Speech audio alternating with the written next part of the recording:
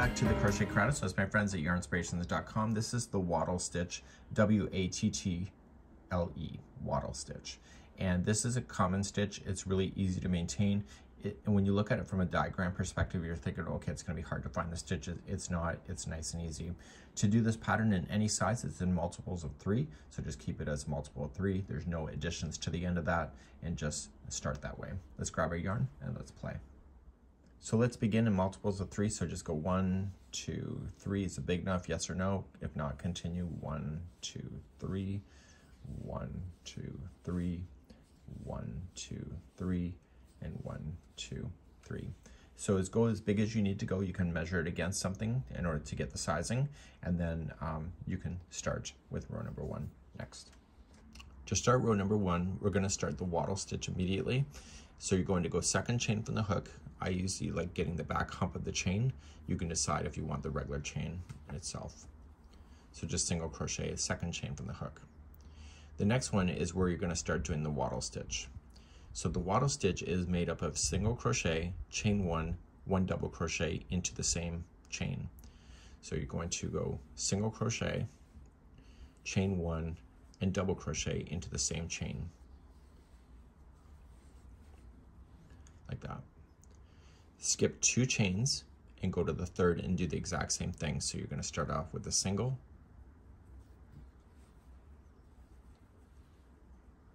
chain 1, and a double.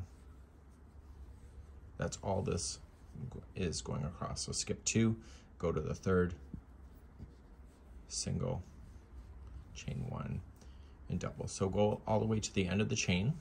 Put me on pause now if you want to, and I'll show you how to finish off the end of the chain in a second. If you're sticking with me to find out, here's how it's going to go. You'll end up with 3 chains left, and once you finish your wattle stitch of the single, chain 1, and double, skip 2 and just single crochet into the last one.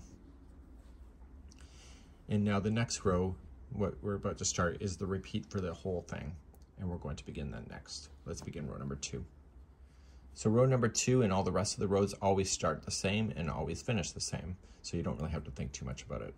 So chain 1 and single crochet in the top of the first single. Now the chain 1 spaces, if you pull it apart, you'll see it, but your hook will automatically kind of want to find those anyway.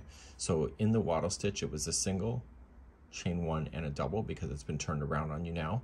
So you're just going to find that chain 1 space and apply a single, chain 1, and a double.